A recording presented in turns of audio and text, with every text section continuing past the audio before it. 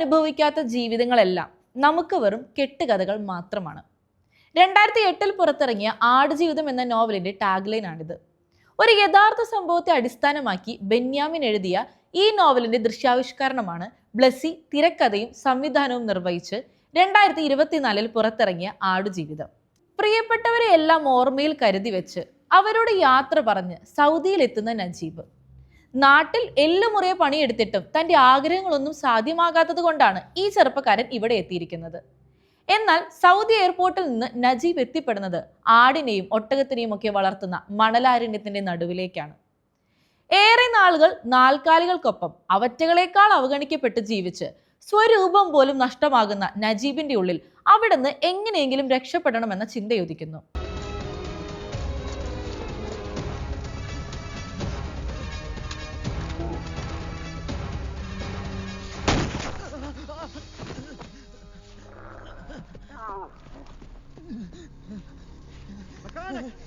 مكانك لا تتحرك لا تسحب وين بتشرد عني يا كلب وين تشرد عني ما بتروح مكان يا كلب كلب مني يا كلب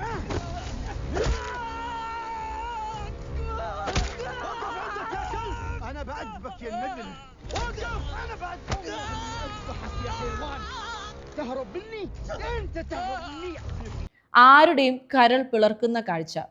അല്പം പോലും അനുകമ്പയും ആർദ്രതയും ഇല്ലാതെ മൃഗത്തേക്കാൾ ക്രൂരമാകുന്ന മനുഷ്യ മനസ്സ്. സിനിമ കണ്ടുകൊണ്ടിരിക്കെ ഇതൊരു സംഭവ കഥ കൂടിയാണെന്ന് ഓർത്താൽ അറിയാതെ തന്നെ നമ്മുടെ ഉള്ളിലും നൊമ്പരം നിറയും.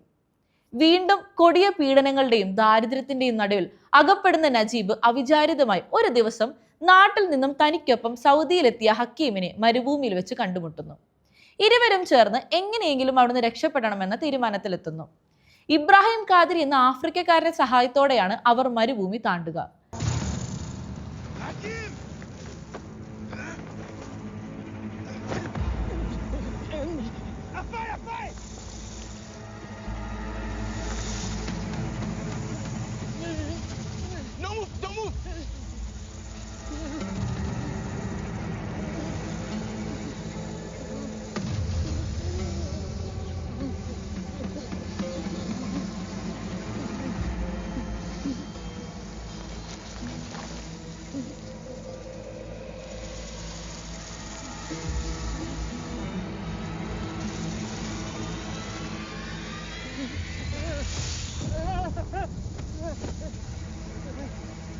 അവർ കരുതിയതിനേക്കാൾ എത്രയോ കഠിനമാണ് ആ യാത്ര.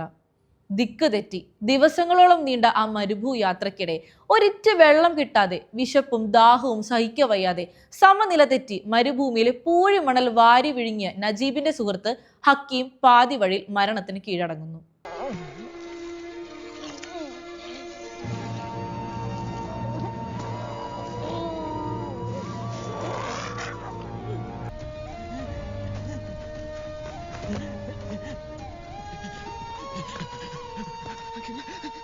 കൂട്ടുകാരന്റെ വേർപാടോടെ നജീബിന്റെ ഉള്ളിലെ അവസാന പ്രതീക്ഷയും അസ്തമിക്കുന്നു.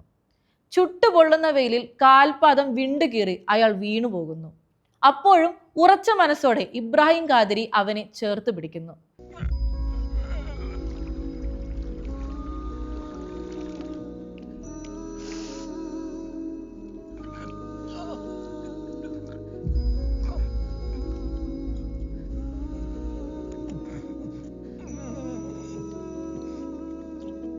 മരുപ്പച്ചയിൽ നിന്നും എടുത്ത വെള്ളം സുഹൃത്തിന് കരുതി വെച്ചിട്ട് ഇബ്രാഹിം ഖാദിരി അപ്രത്യക്ഷനാകുന്നു. അപ്പോൾ ഒരൊറ്റ ജീവൻ മാത്രം ബാക്കി നിൽക്കെ മരണത്തെ മുഖാമുഖം കണ്ട് നജീബും മുന്നോട്ട് നീങ്ങുന്നു. ഒടുവിൽ വീണു പോകും മുമ്പേ അയാൾ ആശ്വാസ തീരമണയുന്നു.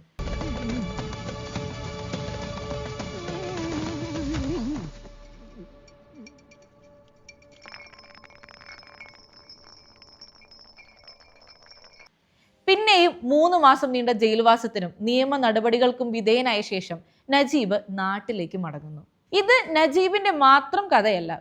അതിജീവനത്തിനായി നാടും വീടും വിട്ട് മരുഭൂമിയിൽ ജീവിതം നഷ്ടപ്പെട്ട അനേകായിരങ്ങളുടെ നൊമ്പരമാണ് എന്ന് പറഞ്ഞ് അവസാനിക്കുന്ന ഈ സിനിമ തീർച്ചയായും പ്രേക്ഷകർക്ക് മറക്കാനാവാത്ത ഒരു ദൃശ്യാനുഭവമാണ്.